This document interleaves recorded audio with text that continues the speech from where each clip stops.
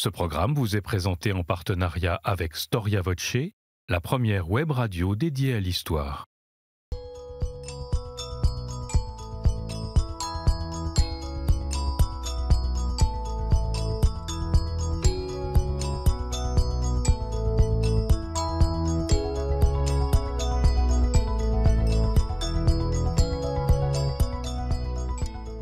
Chers téléspectateurs, chers auditeurs, bonjour, bonjour à toutes et à tous et merci pour votre fidélité à l'émission Au risque de l'histoire. En 1215, à l'occasion du 4e concile de Latran, le pape Innocent III prend une décision majeure dans l'histoire de l'Église. En effet, le canon 21 du concile dit « Tout fidèle de l'un ou l'autre sexe ayant parvenu à l'âge de la discrétion doit lui-même confesser loyalement tous ses péchés au moins une fois l'an à son curé.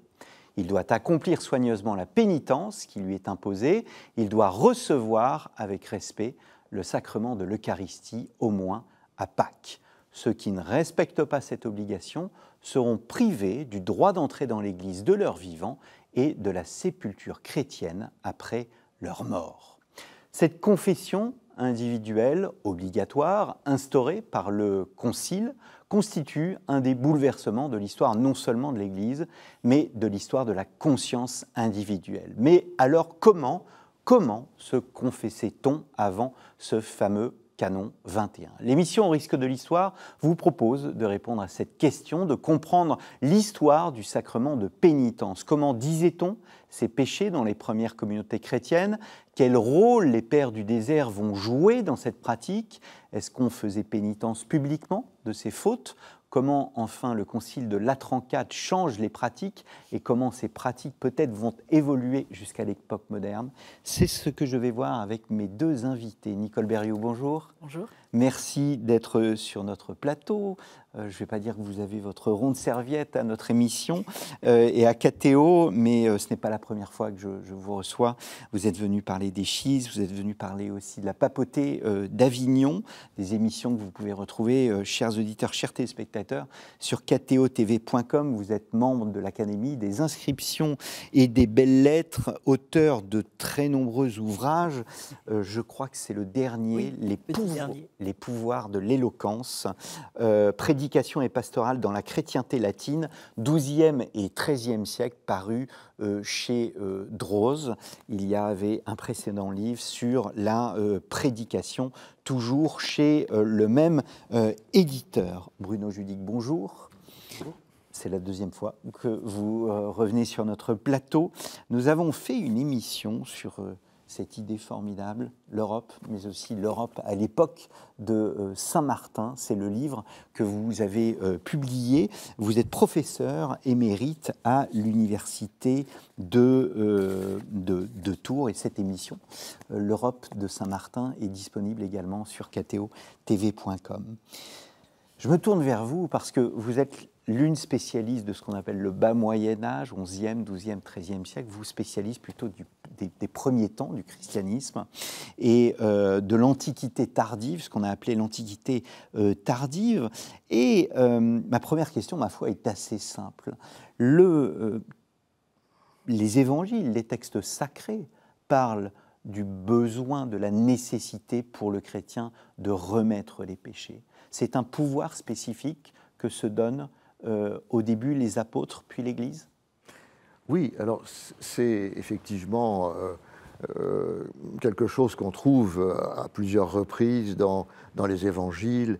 Et alors il y a plusieurs séquences, il y a plusieurs, soit des séquences assez larges, soit des versets plus isolés, mais on voit bien, par exemple, dans le chapitre 18 de Matthieu, on a là alors un long développement où il est question de la correction fraternelle, où il est question du pardon des péchés, qu'il faut pardonner 77 fois, 7 fois, enfin, bon, et où il est question aussi de la brebis perdue. Enfin, et ça revient évidemment dans les autres évangiles synoptiques.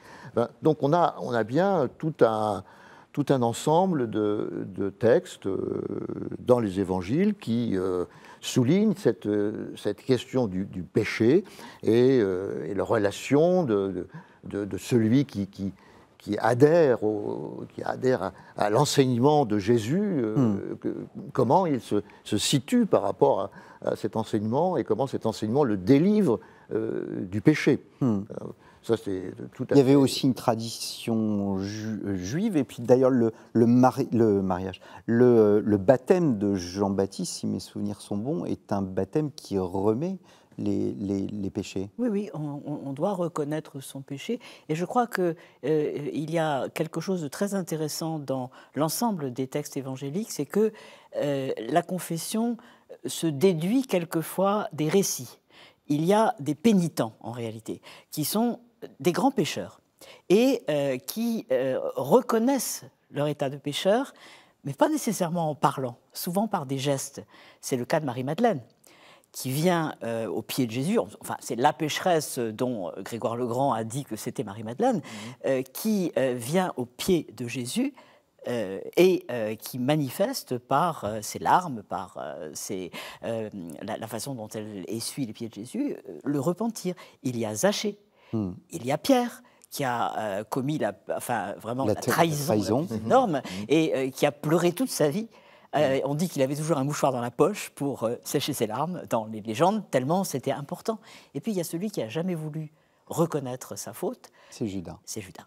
Et donc on a comme ça des exploitations ensuite de ces récits parce que c'est concret. Et ça montre que dans l'entourage de Jésus, c'était vraiment une question importante. Alors les évangiles sont là, nous avons les textes, nous avons plus de 10 000 copies. Qu'en est-il exactement du christianisme primitif ? Dans les premiers siècles, le 2e siècle, le 3e siècle, le 4e siècle, est-ce que on sait comment les premières communautés chrétiennes organisaient la reconnaissance des péchés ? Alors, on n'a pas beaucoup d'indications textuelles, précises, concrètes. Il y a un texte célèbre, du point de vue de la tradition de la première Église, au IIe siècle de notre ère, qui est le Pasteur d'Hermas, un texte dans lequel il y a effectivement la mention d'une confession des péchés qui va ouvrir à cette libération. Donc on a bien quelque chose qui est mentionné là, dans le Pasteur d'Hermas. On a aussi, alors ça apparaît plutôt au IIIe siècle, ou même au IVe siècle, la notion de pénitence publique, c'est-à-dire d'un grand rituel par lequel l'Église va à la fois manifester donc la faute qui a été commise par l'un des membres de l'Église et que ce membre de l'Église va se reconnaître pécheur. On va lui imposer d'entrer dans un processus de pénitence au terme duquel il va donc être délivré de son péché, mais demeurer malgré tout, jusqu'à la fin de sa vie, dans un ordo penitentium. Donc quelque chose d'apparemment très lourd, mais qui est un grand rituel.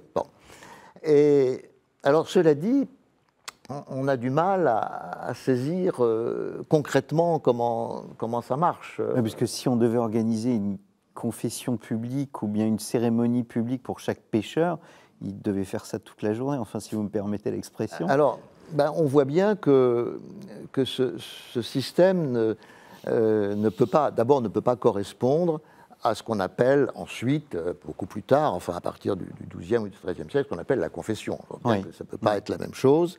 Et là, de ce point de vue, avant d'aller plus loin, si je puis dire, il y a quelque chose évidemment d'intéressant qui mérite d'être signalé, c'est que à la fin du XIXe siècle, il y a eu un débat, une polémique historiographique entre des historiens attachés à, à la tradition de l'Église et pour lesquels le principe de la confession sacramentelle, c'est-à-dire, on est là dans l'histoire des sacrements, donc que ce principe existait dès l'origine.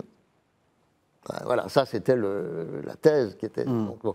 Et puis, en face de cette thèse donc originelle en quelque sorte, eh bien des historiens disant, bah écoutez, non, les textes qu'on a pour le IIe siècle ou pour le IVe siècle ne montrent pas de confession sacramentelle, de sacrement au sens où il existe au XIIIe siècle. Voilà. Oui, c'est d'ailleurs d'autant plus important que, historiquement, la notion du sacrement telle que nous l'avons reçue aujourd'hui, elle remonte au XIIe siècle, c'est-à-dire qu'on fait une liste des 7 sacrements et on va d'ailleurs marginaliser d'autres rituels sacrés, comme le sacre royal par exemple, Oui. dont on va faire un sacramental pour le distinguer du sacrement. Alors bien sûr que dans la vision, toutes ces choses-là se rapprochaient, mais les théologiens ont quand même défini le sacrement de pénitence comme un des 7 sacrements, et la liste est sacrée, il n'y en a que 7, au XIIe siècle.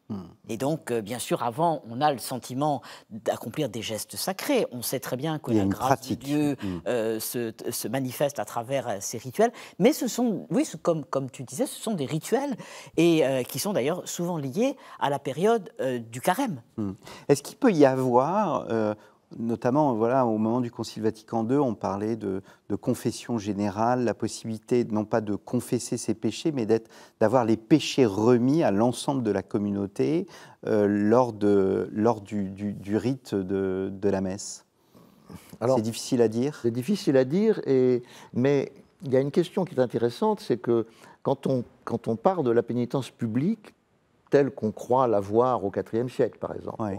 on a l'impression que c'est un rituel très lourd et qui, précisément pour cette raison, ne s'applique d'une part qu'à des péchés très graves et d'autre part qu'à des personnalités particulièrement éminentes. Bon. Et alors, l'idée courante, c'est que ce système-là, évidemment, ne peut pas s'appliquer à chaque chrétien, en quelque sorte, ne peut pas être disponible pour le peuple chrétien. Parce que matériellement, ce n'est pas possible. Voilà, c'est pas possible matériellement. Et alors, on imagine que cette contradiction aurait été ressentie de plus en plus fortement au fil des siècles, jusqu'à arriver au XIe, XIIe siècle à des formes de confession privée, alors en passant évidemment par différentes étapes, les pénitentielles du Haut Moyen-Âge. Bon. Alors, effectivement, c'est une évolution assez, qu'on pourrait penser logique. Mais je me demande malgré tout, parce que c'est une logique qui s'étale sur un temps très très long malgré tout. Bon. Et je me demande si la pénitence publique, à la fois vécue et subie et revendiquée, etc., pour une personnalité éminente, ne pouvait pas être considérée comme une manière d'englober le peuple chrétien tout entier. D'une certaine façon, enfin dans une logique, j'allais dire, antidémocratique. Hein. C'est une logique impériale, évidemment. Oui. Je dis impériale, c'est parce que si on pense, par exemple, à la relation entre Théodose et Ambroise, alors on pourrait dire, ben voilà, pénitence publique.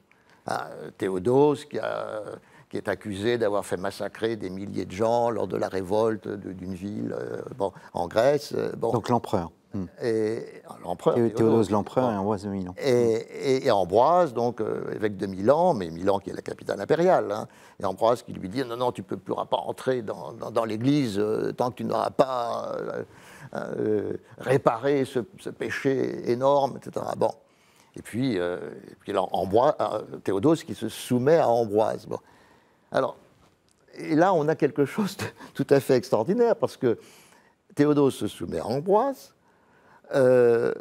Et puis, Théodose, alors on pourrait dire, voilà, c'est une pénitence publique, sauf que Théodose, il est empereur, il reste empereur, il continue à faire son travail d'empereur, et donc il n'est pas du tout soumis aux contraintes de la pénitence publique telle qu'on croit la connaître, en disant, voilà, c'est l'ordo penitentium, et un empereur, par exemple, ne peut plus être empereur, quoi, concrètement.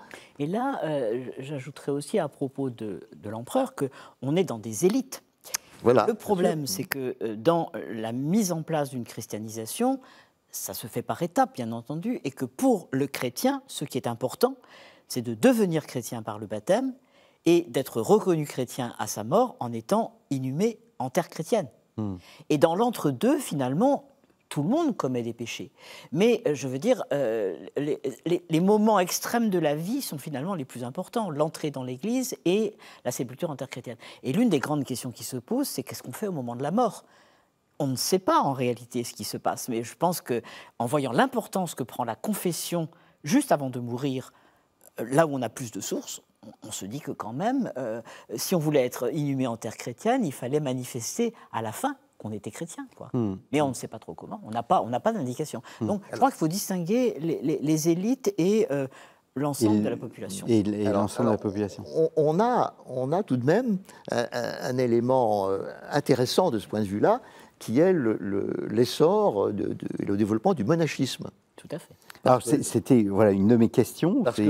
Quelle est la pratique parce que justement le monachisme va permettre à une communauté chrétienne, alors évidemment plus réduite par rapport à l'ensemble du peuple chrétien, etc. Bon, une communauté plus réduite, en quelque sorte sélectionnée par ce vœu d'ascèse, enfin cette volonté d'ascèse d'un groupe particulier, et cette logique du monachisme, alors soit dans l'érémitisme où on a un ermite, mais qui attire à lui des disciples qui vont se mettre à son école, et donc une fois qu'ils sont vraiment entraînés, ils peuvent à leur tour devenir ermites, mais on voit bien qu'on a un rapport de maître à disciple. Bon. Soit évidemment dans le cénobitisme, où là on a un abbé, un père, et là avec une relation extrêmement forte pour le groupe des moines. Et dans ce cadre-là, alors effectivement, on a des quantités d'histoires monastiques, d'anecdotes, etc. On a par exemple des histoires qui sont rapportées par Grégoire le Grand. Donc Grégoire, nous sommes à la charnière du VIe et du VIIe siècle. Voilà, à la fin du VIe siècle, mais Grégoire qui est lui-même un ancien moine. Donc voilà, cette culture monastique qui là maintenant est passée jusqu'au plus haut niveau de l'Église. Bon. Et donc Grégoire qui est juste après en fait Saint Benoît, qui d'ailleurs a écrit la vie de Saint Benoît. Bon. Et Grégoire qui raconte l'histoire d'un moine dans son propre monastère qui avait caché des pièces d'or dans son lit, enfin bon, dans sa cellule, bon, et bon, il les cache comme ça jusqu'à sa mort, quoi. Bon, il dit rien, bon. Et alors quand on découvre qu'il avait caché des pièces d'or, alors là, qu'est-ce qu'on fait? Justement, on ne peut pas l'enterrer dans le cimetière des moines. Ouais. Et Grégoire dit, on va le mettre dans le fumier, enfin, bon. Oui. Et c'est pas à partir de cette histoire que s'est développé le fameux Trentin, le fait de dire 30 messes pour le salut de l'âme.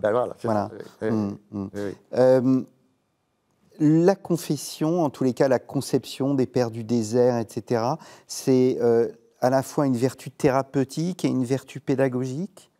Alors il y a tout ça, certainement, dans le lien entre le moine et l'abbé, dans cette relation qui s'établit pour que le moine vive vraiment sa vie monastique, sa vie d'ascèse.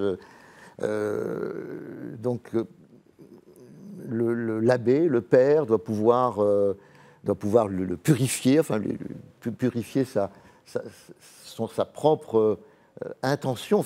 C'est là qu'on a effectivement dans le contexte monastique ce lien non seulement de pratique extérieure, de ne pas faire ceci, ne pas faire cela, mais de ce que le moine veut vraiment réaliser, son attention à la prière, son attention à la règle monastique, enfin, voilà. Oui. Et justement, concernant les pères du désert, peut-être faut-il aussi ajouter que, autant, comme tu le disais, dans le cadre monastique, on a un abbé et des moines qui sont dirigés par l'abbé, autant chez les pères du désert, il y a une incroyable liberté. On choisit son maître,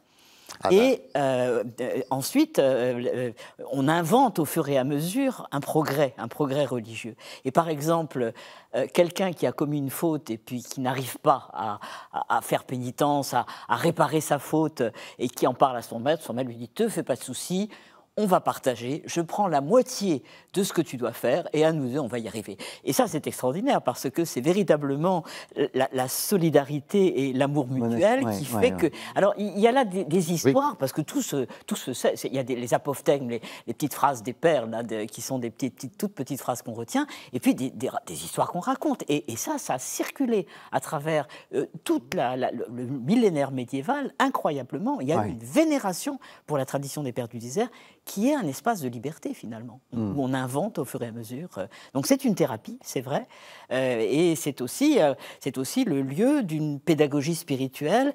Et au fond, je crois qu'on a ressenti à travers les siècles que cette pédagogie, elle devait se réinventer sans arrêt. Et c'était des modèles extraordinaires. Le rôle des pères au Moyen-Âge, la mémoire des pères est incroyable. C'est à tel point que les moines de Lérins, les fondateurs, enfin, Hilaire, Hilaire d'Arles, ont placé leurs règles monastiques sous en faisant comme si c'était une règle venue d'Égypte qu'ils suivaient à Lérins. Alors que les pères du désert n'avaient pas de règles. Oui, d'une part, et puis que en fait, la règle a été écrite à Lérins, mais bon. Quel rôle alors on va avancer dans le temps, mais quel rôle les moines irlandais, les moines anglo-saxons ont joué dans l'apparition et la diffusion de la pénitence privée et par voie de conséquence à la progressive disparition de la pénitence publique universelle?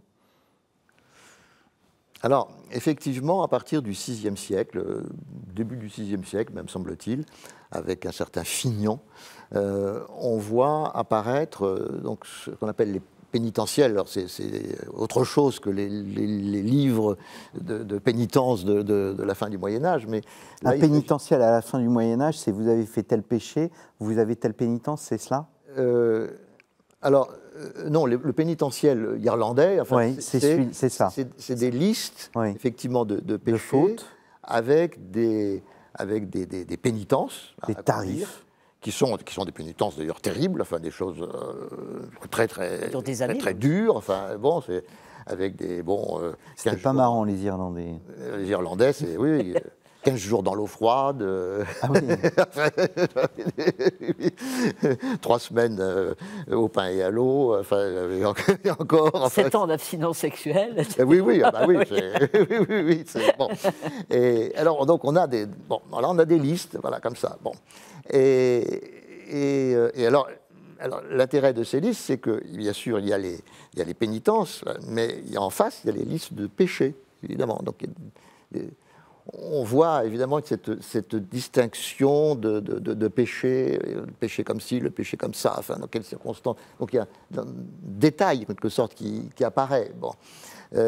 Et alors ce qui est intéressant aussi, c'est que évidemment les pénitences sont très lourdes, mais il y a des phénomènes des principes de compensation. On peut racheter, enfin, etc. Alors avec, évidemment, racheter, ça peut aussi être racheté comment financièrement, enfin. Donc, bon, voilà, donc c'est un peu... mais ce système-là, qui est à la fois très dur, et donc d'une certaine manière tout aussi dur que la pénitence publique antique, enfin, en quelque sorte, bon, et puis en même temps, avec le jeu des compensations, et le fait que ça peut être répandu largement. Ça tend évidemment à aller vers autre chose que la pénitence publique. Et puis c'est réitérable. Ah, voilà. Parce que le vrai problème de la pénitence publique, c'est que normalement, on ne peut la réaliser qu'une fois. On entre dans un état différent et donc on doit le rester jusqu'à sa mort. Tandis que là, si on commet, et Dieu sait si c'est le cas normal, enfin on commet des péchés tout le temps, eh bien on peut redemander une pénitence qui va vous permettre de réparer et de réintégrer la vie normale, quoi. Donc... Et c'est à ce moment-là que se développe peu après ce qu'on appellera le secret de la confession, où il faut attendre plusieurs siècles. Alors, moi, j'ai trouvé quelque chose qui, de ce point de vue-là, je ne sais pas si ça a un intérêt du point de vue de... Mais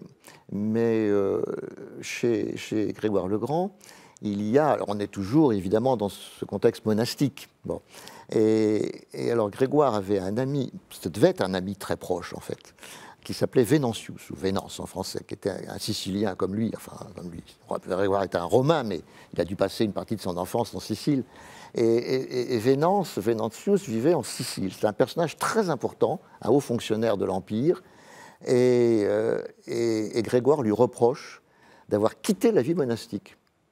Alors, le reproche, c'est pas simplement reprocher, c'est que quitter la vie monastique, c'est une faute grave. C'est vraiment une faute grave. Bon, et terrible, enfin, qui doit normalement susciter une pénitence. Bon.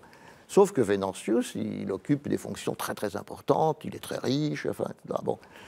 Et alors, il y a une lettre, il y a beaucoup de lettres de Grégoire à ce personnage. Il y en a un grand nombre de lettres. Mais il y en a une, en 591, au tout début du corpus de lettres de Grégoire, dans laquelle Grégoire donc, lui reproche vigoureusement d'avoir quitté la vie monastique. Longue lettre avec tout un ensemble de citations scripturaires pour justifier, qualifier ce péché. Enfin, bon. Et puis, Grégoire lui dit, mais confie-toi à moi. Voilà, parce que, voilà, ils sont... Bon. Et je veux pas... Je veux que tu vives, enfin, mais que tu vives en redevenant moine. Bon. Et puis, Grégoire le met en garde. Tu as des amis, mais qui sont des faux amis. Ils s'intéressent à ta richesse, à tes biens, mais pas à toi-même. Et Grégoire, à ce moment-là, fait une citation de Sénèque. Alors, il ne dit pas que c'est Sénèque, mais il dit un auteur profane a dit « Avec les amis, on peut parler de tout, mais d'abord d'eux-mêmes. » Bon. Et alors, cette citation, elle vient en quelque sorte en contrepoint, quoi, des vrais amis, les faux amis. Quoi. Bon. Et Grégoire dit, voilà, moi, je suis un vrai ami. Je suis vraiment un vrai ami, et je veux, c'est toi qui m'intéresse et pas tes biens. Bon. Et la lettre évoque le fait que Grégoire, lui, est capable d'agir avec discrétion. Discrétion pour, en quelque sorte, le retour du pécheur. Bon. Voilà, en fait, Vénantius, évidemment, n'est jamais redevenu moine. Bon. Mais en fait, il est mort avant Grégoire, et Grégoire, qui était sans doute un ami proche en réalité, Grégoire s'est occupé des filles de Vénantius, qui les a fait venir à Rome, enfin, bon, voilà. Bon. Et cette notion-là de discrétion, ça me paraît fondamental parce que c'est une forme aussi, enfin, ça se rallie au secret, mais la discrétion est peut-être quelque chose à quoi on a d'abord été attentif.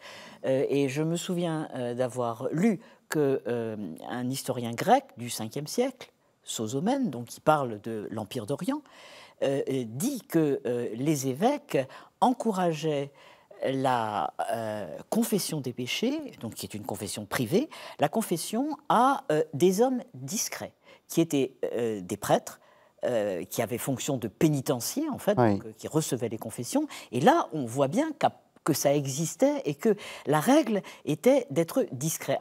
Et là, ce qui est intéressant, là je reviens à mon histoire de Vénantius, c'est qu'il y a la citation de Sénèque. On a dit, enfin, à propos justement de cette citation de Sénèque par Grégoire, on dit c'est un souvenir d'école. Ben, voilà, ben, c'est une forme de rhétorique. Enfin, bon. Mais je me demande si ça ne va pas plus loin. Parce que quand on regarde la citation de Sénèque dans son contexte, alors Grégoire cite de mémoire d'ailleurs, il ne cite pas exactement. Enfin, bon. Et quand on regarde la lettre en question, c'est une lettre à Lucilius, hein, dans les lettres de Sénèque, et là, c'est une lettre sur l'amitié. Comment on discerne un vrai ami. Et dans cette lettre de Sénèque, là, il est question non seulement de discrétion, mais de secret. C'est-à-dire qu'entre les vrais amis, il y a le secret. Alors ça, c'est intéressant parce qu'on voit que donc, dans le stoïcisme antique, on a cet élément qui va donc passer, d'une certaine manière, dans le monachisme chrétien. Voilà, pour préparer l'émission, je trouvais la mention du décret de Gratien en 1151 qui instituait le secret de la confession. Oui, mais là, je crois qu'il faut bien précisément distinguer le moment où les choses sont normalisées à travers une loi. Oui. Le décret de Gratien, c'est un texte très important pour essayer de faire converger l'ensemble des traditions Juridique. juridiques chrétiennes de l'Église, c'est-à-dire canoniques, hein, Oui. c'est ce qu'on appelle le droit canon, qui, d'une pratique différenciée d'une église à l'autre, d'un évêché à l'autre en réalité, tend à devenir au XIIe siècle une pratique plus commune avec des textes auxquels tout le monde va se référer. Et Gratien, de ce point de vue-là, est vraiment l'un des premiers à produire ce genre de choses. C'est même, je dirais, le premier grand document, décrétum, hein, document Oui. canonique. Et donc, à ce moment-là, le secret émerge. Mais tout le problème est de savoir si, historiquement, la pratique du secret ne s'est pas avérée une nécessité, comme l'expliquait Bruno Judic, pour respecter les traditions, les relations sociales, etc. Enfin, et pour faire en sorte qu'on ne touche pas quand même indûment à la réputation des gens, que ça reste de l'ordre de la relation personnelle, de l'amitié, etc. Je crois que ça a été vécu avant d'être écrit dans une texte de loi. Est-ce qu'on sait, donc le Concile, je le disais dans l'introduction, instaure la confession obligatoire une fois l'an. C'est ça. Et la confession et la communion obligatoire, ce qu'on dira plus tard, faire ses Pâques. Quand on fait ses Pâques, on se confesse et on communie une fois l'an. Mais est-ce qu'on a une idée du nombre de fois où on pouvait se confesser Oui. au-delà de ce minimum requis? Voilà, c'est un minimum. Il faut absolument insister sur le fait que c'est le minimum requis. Parce que dans la pratique de l'Église, alors là on le sait très bien, l'usage a été pendant des siècles 3 communions par an, Noël, Pâques, Pentecôte, qui étaient toutes les 3 associées à une confession préalable. Parce que la confession est la purification sans laquelle on ne peut pas prétendre s'approcher du corps du Christ et recevoir le corps du Christ. Donc ça, c'est une tradition qui existe avant et qui continue après. C'est-à-dire qu'on voit que quand la décision pontificale est transmise localement dans les diocèses et que les évêques font des législations locales, ce qu'on appelle les statuts synodaux, eh bien, ils vont combiner les deux réalités et ils vont dire dans plusieurs évêchés, pas partout, mais on va voir dans certains endroits que la règle normale, c'est de se confesser et de communier 3 fois l'an. Donc finalement, l'Église fait preuve de largesse parce que l'habitude de se confesser et de communier 3 fois l'an, eh bien, elle estime qu'il y a un minimum, c'est simplement une fois l'an. Une fois l'an, c'est ça. Alors, ce qui est certain aussi, c'est que au fil du temps, il y a eu une sorte de révérence de plus en plus forte à l'égard de l'Eucharistie qui fait que on s'en approchait de moins en moins en réalité. Et donc, tout le monde ne communiait pas 3 fois l'an.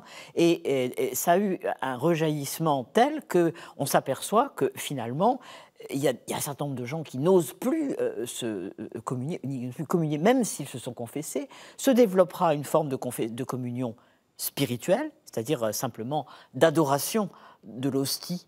Oui, puis il y a la présentation de l'hostie. Exactement, tout ça, c'est à cette époque. XIIIe siècle. XIIIe siècle. Oui. Et donc la communion est spirituelle, et du coup, on dissocie communion et confession. Alors, il reste bien sûr faire ses Pâques, on va avoir les deux en même temps, mais c'est de l'ordre, je dirais, un peu d'un formalisme rituel, et c'est très difficile de savoir quel est le degré d'intériorité qu'il va y avoir avec ça. Vous voyez? Donc, alors, justement, vous évoquez l'intériorité. Est-ce qu'en soi, ce n'est pas une révolution intellectuelle? Je me souviens d'une citation de Jacques Le Goff, le grand médiéviste que vous avez connu, qui disait qu'en fait, la confession individuelle oblige le pécheur une fois l'an à regarder sa conscience. Et regardant sa conscience, eh bien, il voit ses fautes, mais aussi ses intentions. Est-ce que, en conséquence, le prêtre lui-même doit mieux voir ses intentions pour éventuellement prendre en compte des circonstances atténuantes? Oui, d'ailleurs, on dit bien dans le canon 21 de la 34 que le prêtre doit faire comme un médecin. Avant le diagnostic, il doit savoir quelles sont les circonstances dans lesquelles le pécheur a commis les fautes. Mais je crois que sur ce plan, sans aucun doute, il faut considérer qu'il y a dans cette pratique obligatoire une occasion de rentrer en soi. on développe même l'examen de conscience. On donne des indications au pénitent pour savoir à quoi il doit réfléchir, quels sont les actes qu'il a pu commettre. Mais en réalité, je crois que derrière ça, il faut aussi considérer concrètement les conditions historiques, la culture, la formation des curés de paroisse, tout simplement.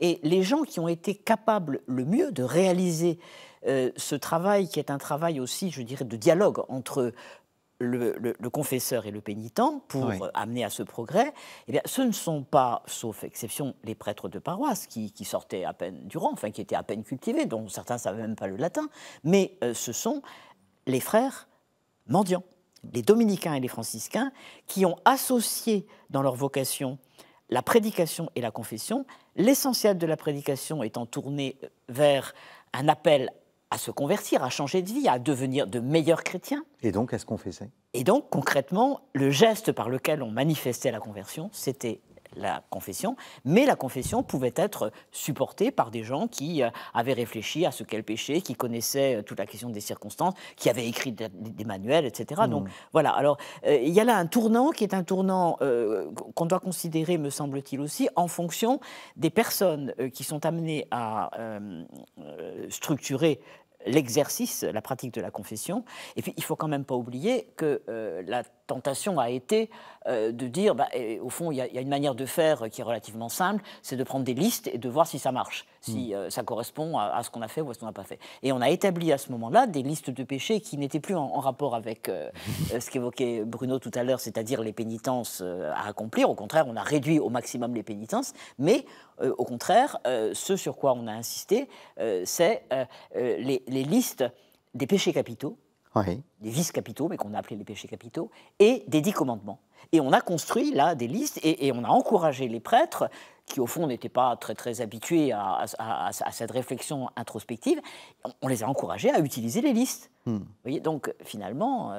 on sent une forme d'amélioration de la prise de la conscience l'approche individuelle. Est différente. Quand on parle par exemple des péchés capitaux, déjà il fallait apprendre aux gens ce que c'était les péchés capitaux. C'est évident. Et ensuite, donc, à partir de là, on peut effectivement nuancer. On voit bien dans les manuels qui sont créés qu'on nuance les choses.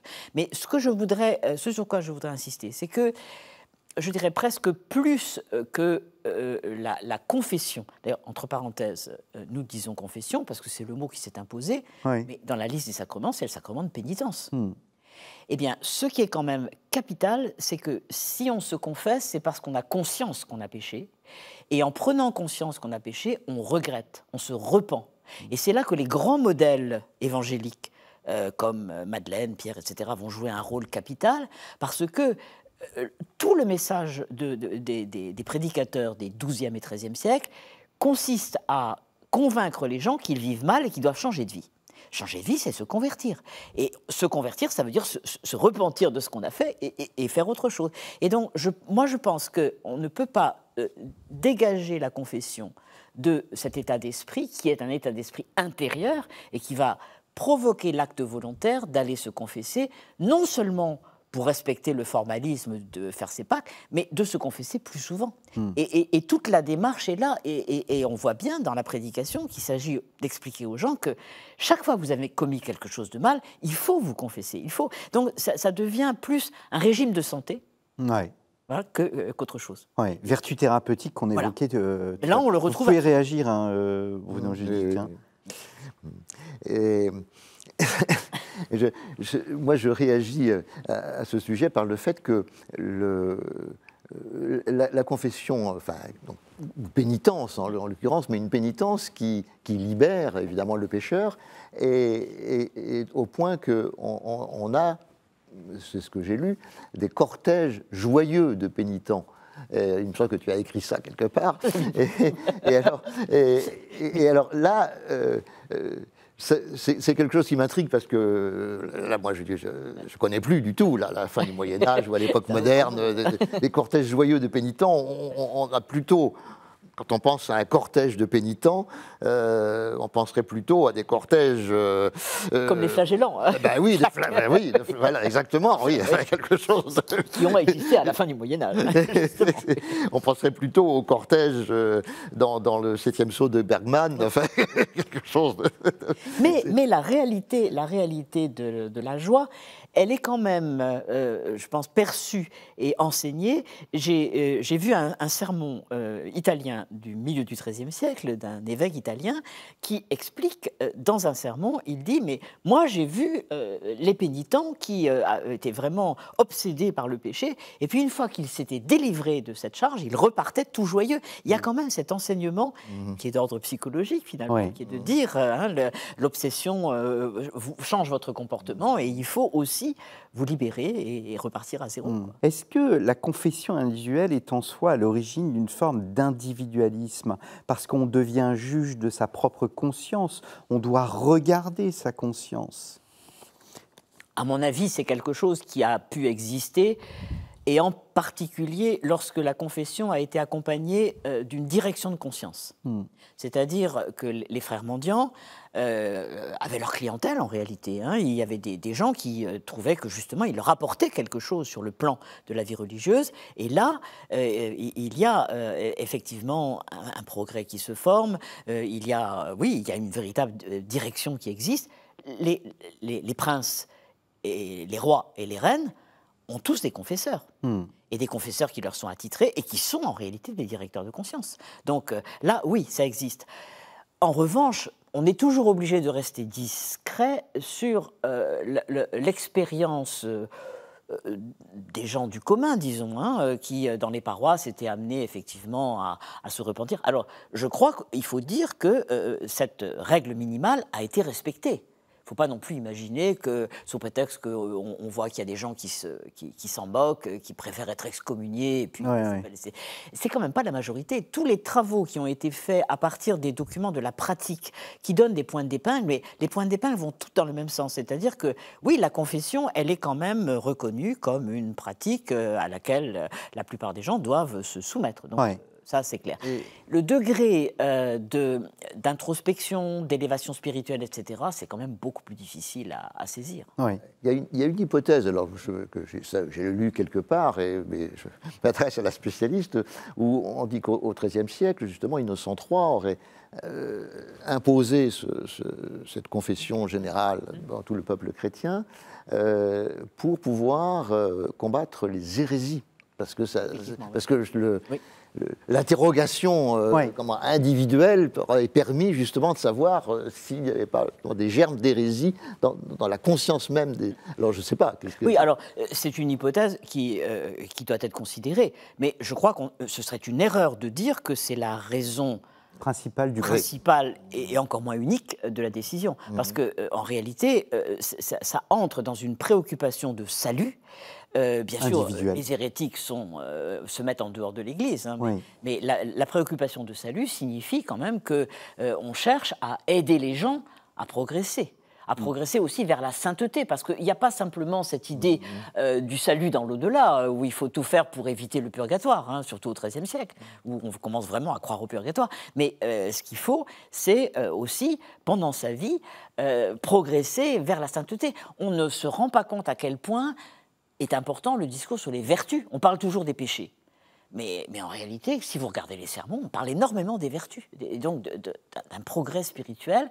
Et tout ça, effectivement, si les gens sont travaillés par ce message, ça peut conduire aussi, avec la prise de conscience qu'on doit progresser, ça peut vraiment constituer un développement de la conscience individuelle et au fond, mener vers les temps modernes. Ça, je crois que oui. Là aussi, c'est une question qui me vient depuis déjà quelque temps sur cette conscience individuelle liée à la confession, parce que, évidemment, avec la Réforme au XVIe siècle, et avec donc l'éthique protestante et l'esprit du capitalisme, mais après tout, il me semble bien, alors là, je m'avance sur des terrains que je ne maîtrise pas du tout, que les réformés ont conservé quelque chose de la confession. on connaît tous Max Weber qui voyait dans les origines du capitalisme le protestantisme et l'individualisme. Or, cet individualisme, on le voit dans cette prise de conscience individuelle qui existe au Concile de Latran IV. Oui. Après, c'est toujours une question d'évaluation globale. Oui. Et je crois qu'il faut aussi dire qu'il y a des allers-retours. C'est-à-dire que, par exemple, la règle de Latran IV semble avoir de l'effet dans l'immédiat. Il y a très vite des statuts synodaux qui cherchent à l'imposer. Et puis, il y a un retour en arrière. On voit à d'autres moments que les chrétiens, ils s'en moquent davantage. Donc, il y a des allers-retours. Et puis, d'autre part, je crois aussi qu'il faut dire qu'à l'époque où naît la Réforme, il n'y a pas de contestation sur la nécessité d'une purification. Ça reste très important. Et donc, Luther n'est pas contre la confession privée, il est contre le pouvoir des prêtres.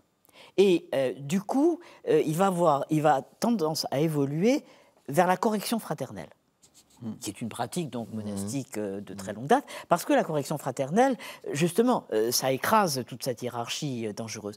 Et quant à Calvin, lui, il considère que on ne peut pas communier si on n'est pas vraiment en état de communier. Et donc, lui, ce qu'il va imposer, c'est le régime de la discipline, avec un consistoire qui doit vérifier si le chrétien est en état de communier. Et s'il n'est pas en état, eh bien, on attendra jusqu'à ce qu'il se soit repenti, qu'il soit revenu à de meilleurs sentiments. Et donc, on continue quand même à garder l'idée que, surtout en relation avec la communion, on ne peut pas faire n'importe quoi et que donc c'est toujours pareil, confession, pénitence, le terme central, c'est pénitence. Dans pénitence, il y a repentir.